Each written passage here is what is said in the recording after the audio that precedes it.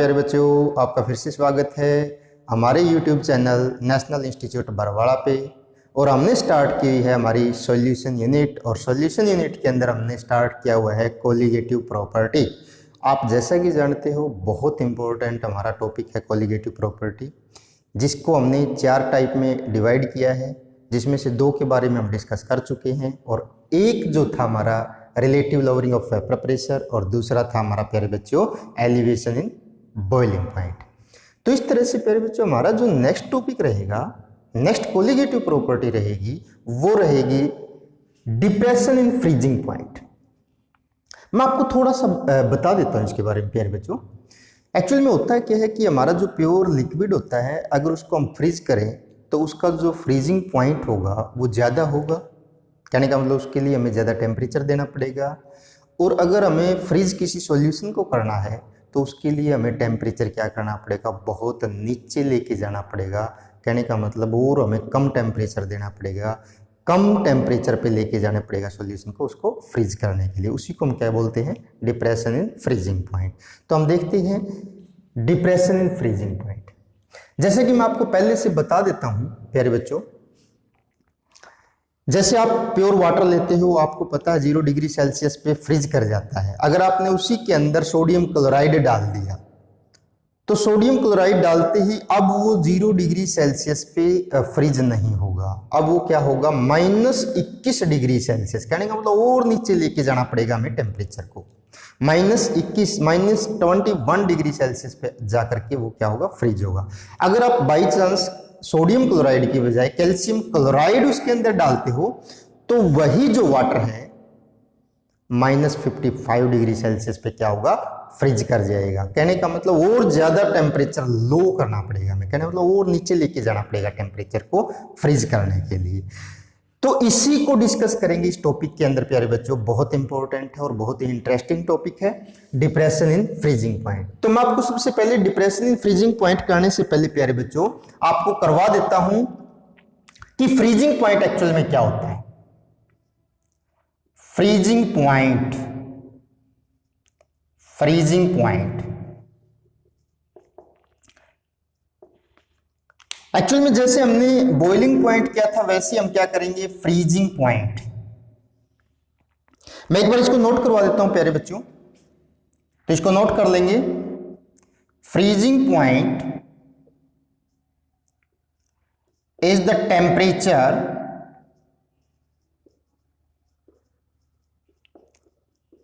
Temperature of any substance at which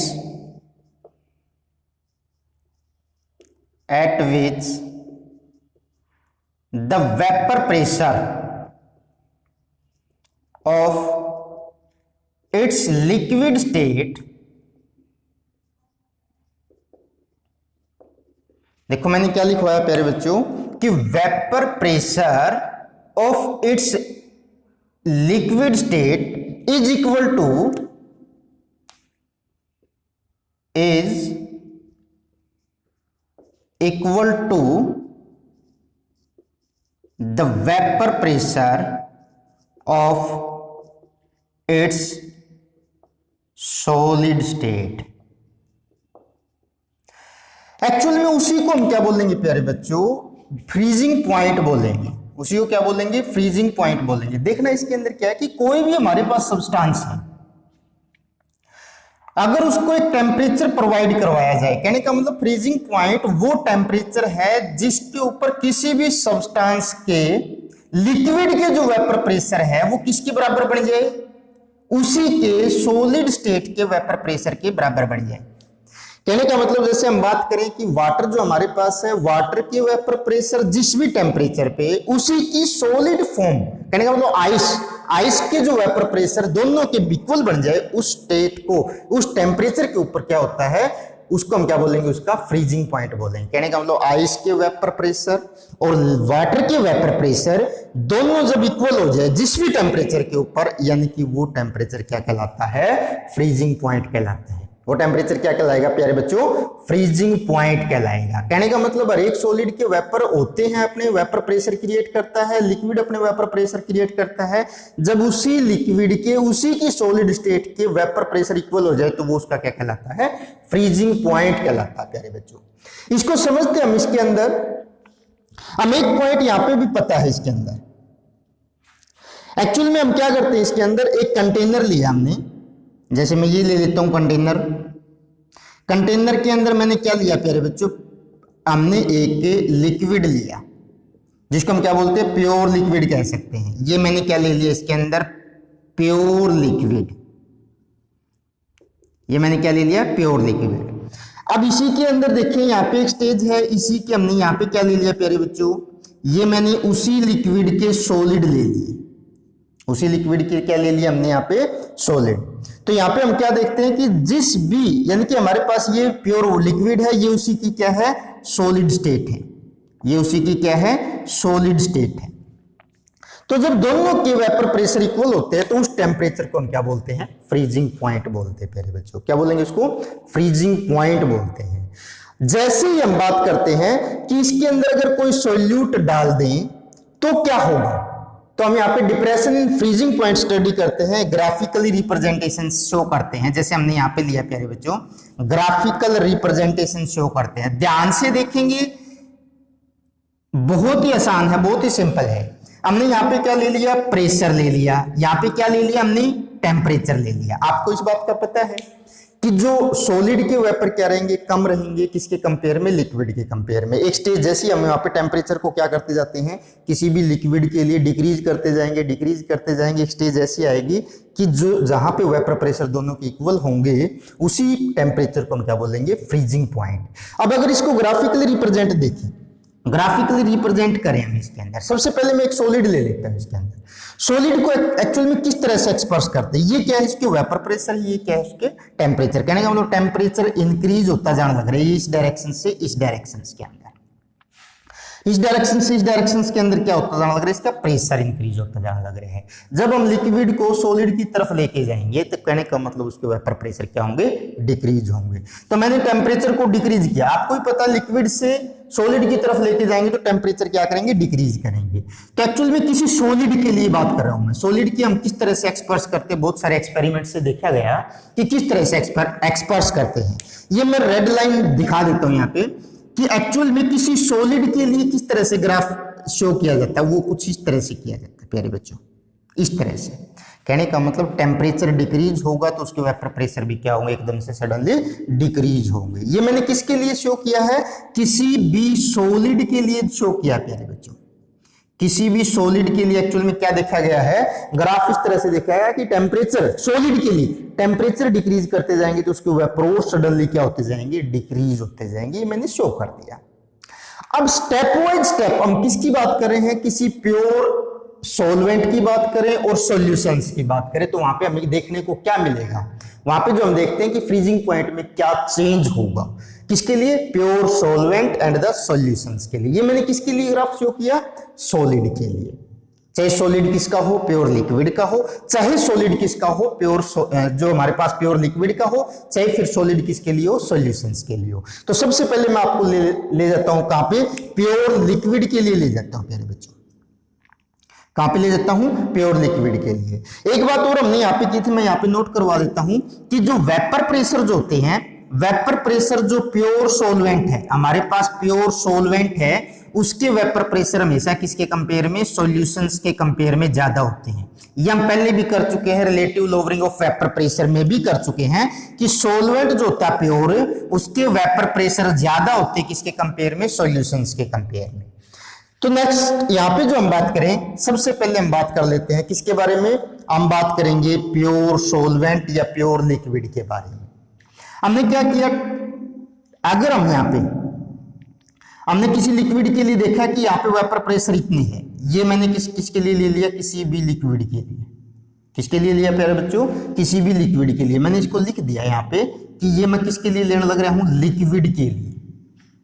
और liquid का temperature जैसे जैसे मैं डिक्रीज करता जाऊंगा तो वैसे वैसे उसके वेपर प्रेशर भी क्या होते जाएंगे, डिक्रीज होते जाएंगे, डिक्रीज होते जाएंगे, डिक्रीज होते जाएंगे, डिक्रीज होते जाएंगे। एक स्टेज ऐसी आएगी, ये आ जाती है एक स्टेज ऐसी आ जाती है कि जो vapour pressure of liquid becomes equal to the vapour pressure of solid. इस टेम्परेचर पे जहां पे ये क्रॉस हुआ है, इस टेम्परेचर को मैं क्या बोल दूंगा प्यारे बच्चों, फ्रीजिंग पॉइंट। किसके लिए? Freezing point of liquid. किसके लिए बोल दूंगा प्यारे बच्चों? Freezing point of liquid. तो इसको हम किस तरह, प्योर लिक्विड है तो इसके लिए मैं क्या रिप्रेजेंट कर देता हूं प्यारे बच्चों, TF नोट रिप्रेजेंट कर देता हूं। मैं दोबारा से रिपीट करने लग रहा हूं प्यारे बच्चों कि यहां पे प्योर लिक्विड लिया हमने, प्योर लिक्विड में हमने क्या किया, टेम्परेचर डिक्रीज किया तो उसके अंदर क्या होगा, उसकी वेपर प्रेशर डिक्रीज होंगे। एक स्टेज ऐसी आएगी कि किसको कट करेगा, उसकी सॉलिड स्टेट को कट करेगा। सॉलिड स्टेट को अगर कट करता है, ये वो उसकी क्या है, सॉलिड स्टेट, जहां पे इसको क्या करता है, कट करता है।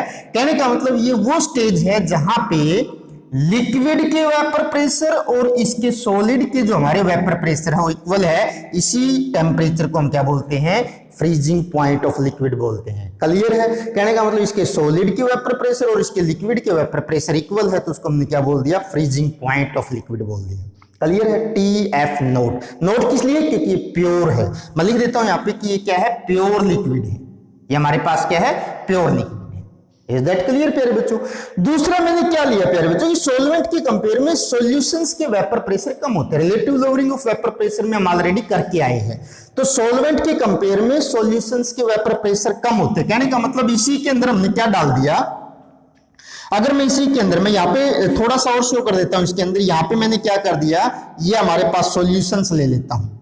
कहने का मतलब जब मैंने इसके अंदर सोल्यूट डाल दिया, थोड़ा सा सोल्यूट डाल देता हूं मैं इसके अंदर, तो ये हमारा क्या बन जाता है, ये हमारा बन जाता है सॉल्यूशंस। ये हमारा क्या बन जाता है, सॉल्यूशन बन जाता है। और आपको पता है प्यारे बच्चों कि सॉल्यूशंस के वेपर प्रेशर हमेशा ही प्योर सॉल्वेंट के कंपेयर में क्या होते हैं, कम होते हैं। अगर इसी टेम्परेचर पे बात करें तो हमारे पास क्या हो जाएंगे, ये तो सॉल्वेंट के थे प्योर के, ये किसके हो जाएंगे, यानी कि उसी टेम्परेचर पे कम होंगे, किसके लिए, सॉल्यूशंस के लिए।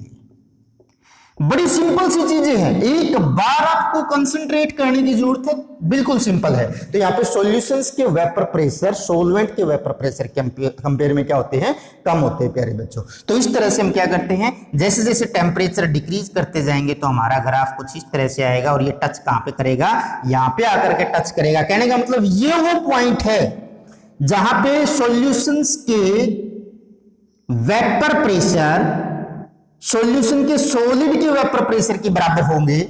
इस पॉइंट्स को हम क्या बोल देंगे, इसके अंदर फ्रीजिंग पॉइंट ऑफ सॉल्यूशंस, जिसको आप किस तरह से रिप्रेजेंट कर देंगे, TF से रिप्रेजेंट कर देंगे। किससे रिप्रेजेंट कर देंगे, TF से रिप्रेजेंट कर देंगे। बड़ा इंपॉर्टेंट, बड़ा सिंपल सी चीजें हैं अभी इसके अंदर। सॉलिड का मैंने ग्राफ लिया कि उसके वेपर प्रेशर लगातार टेम्परेचर डिक्रीज करने से डिक्रीज होंगे। प्योर लिक्विड की बात करें तो एक पॉइंट ऐसा आएगा जहां पे क्या होगा कि जो सॉलिड और लिक्विड के जो वेपर प्रेशर इक्वल होंगे वो क्या बन जाएगा, वो बन जाएगा हमारे पास TF नोट बन जाएगा, note for the pure component. और सॉल्यूशंस के लिए मैं क्या मान लेता हूं, इसके अंदर freezing point of solution TF से इंडिकेट कर दिया। एक्चुअली में देखा हमने कि ये गैप है हाई टेम्परेचर के ऊपर तो क्या फ्रीज करता है, लिक्विड, प्योर लिक्विड, और जो बिल्कुल लो टेम्परेचर पे क्या करता है हमारा सॉल्यूशंस। इसी को हम क्या बोलते हैं, डिप्रेशन इन फ्रीजिंग पॉइंट बोलते हैं। कहने का मतलब ये जो गैप आया है टेम्परेचर के बीच में, इसको हम क्या बोलेंगे, डेल्टा TF बोलेंगे। क्या बोलेंगे प्यारे बच्चों, डेल्टा TF। और यहाँ पे एक नोट करने वाली चीज ये है प्यारे बच्चों कि जो डेल्टा TF यहाँ पे जो इक्वल होगा किसके बराबर होगा, TF नोट माइनस TF के बराबर होगा। एक्चुअल में एलिवेशन इन बॉइलिंग पॉइंट के कंपेयर में यहां पे जो चेंज देखने को मिला है आपको, वो क्या देखने को मिला है कि यहाँ पे लिक्विड का फ्रीजिंग पॉइंट ज्यादा है सॉल्यूशंस के फ्रीजिंग पॉइंट के कंपेयर। बड़ी आसान सी चीजें हैं, तो आप इससे क्लियर कर पाए होंगे। इसी को हम क्या बोलते हैं, डिप्रेशन इन फ्रीजिंग पॉइंट। मैं अगर बिल्कुल सिंपल भाषा में आपको बताऊं, कहने का मतलब प्योर वाटर है, उसको आप 0 डिग्री सेल्सियस पे क्या कर पाओगे, फ्रीज कर पाओगे। अगर आपने उसमें साल्ट डाल दिया, कैल्शियम क्लोराइड डाल दिया, तो उसको फ्रीज करने के लिए आपको टेम्परेचर और नीचे लेके जाना पड़ेगा। और वो टेम्परेचर मैंने आपको स्टार्टिंग में ही बताया प्यारे बच्चों, कितना लेके जाना पड़ेगा, -55 डिग्री सेल्सियस पे वो क्या करेगा, फ्रीज करेगा। Is that clear? इसी को हम क्या बोलते हैं, depression in freezing point. Clear है। तो यहाँ पे मैं डिप्रेशन इन फ्रीजिंग पॉइंट की डिफाइन कर लेते हैं। यहाँ पे मैं यहाँ लिख देता हूं प्यारे बच्चों डिप्रेशन इन फ्रीजिंग पॉइंट, इसी को हम क्या करेंगे डिफाइन करेंगे। तो इस तरह से लिखेंगे प्यारे बच्चों depression in freezing point, depression in freezing point, freezing point जो कि एक्चुअल में क्या रहेगा, एक डिफरेंस रहेगा। Depression in freezing point actual में क्या रहेगा, एक डिफरेंस रहेगा। It is the difference, it is the difference, differences in freezing point of solvent and solution। Actual में ये क्या है, एक डिफरेंस है किसके बीच में, फ्रीजिंग पॉइंट ऑफ सॉल्वेंट और फ्रीजिंग पॉइंट ऑफ सॉल्यूशंस के बीच में, उसको हम क्या बोलेंगे डिप्रेशन इन फ्रीजिंग पॉइंट। अब एक बात बताएंगे प्यारे बच्चों कि यहां पे जो क्वांटिटी के ऊपर डिपेंड करता, अगर हम इस डेल्टा टी एफ की वैल्यू की बात करें तो कहने का मतलब ये क्वांटिटी जितनी बढ़ती जाएगी सोल्यूट की, उतना ज्यादा ये गैप बढ़ता जाएगा, उतना ही ज्यादा डेल्टा टी एफ की वैल्यू बढ़ती जाएगी। तो हम ये कह सकते हैं कि जैसे मैंने पहले 5 ग्राम कैल्शियम क्लोराइड डाल दिया, 5 ग्राम की बजाय अगर मैं 10 ग्राम डालता हूं तो और ज्यादा गैप हो जाएगा, डेल्टा टी एफ की वैल्यू और ज्यादा बढ़ जाएगी। अगर 10 की बजाय 20 डालते तो और ज्यादा बढ़ जाएगी।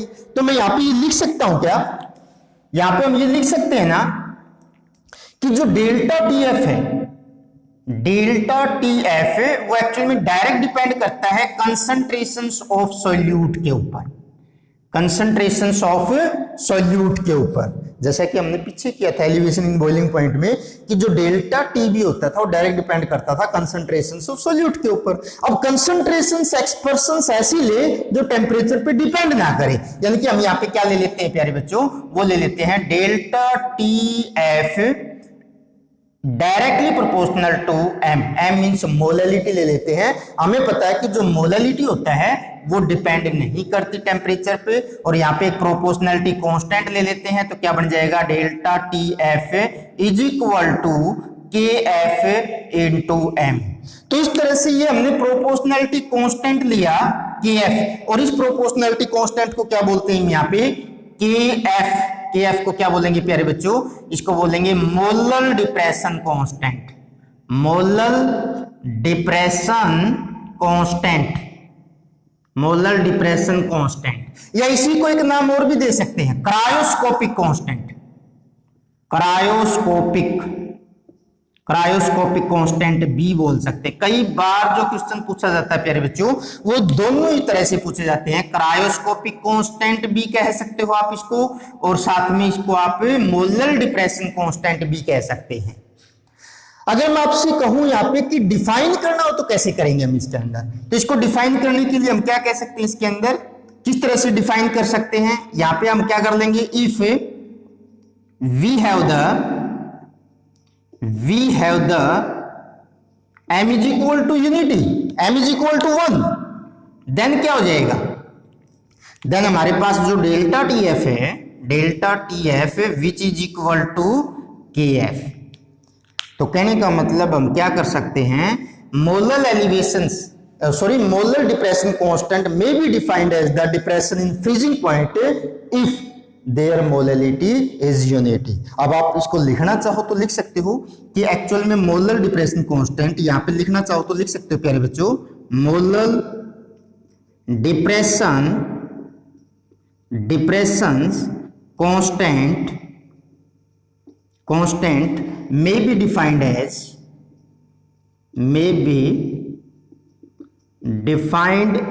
as the depression in freezing point, depression in freezing point if molality of solution is unity।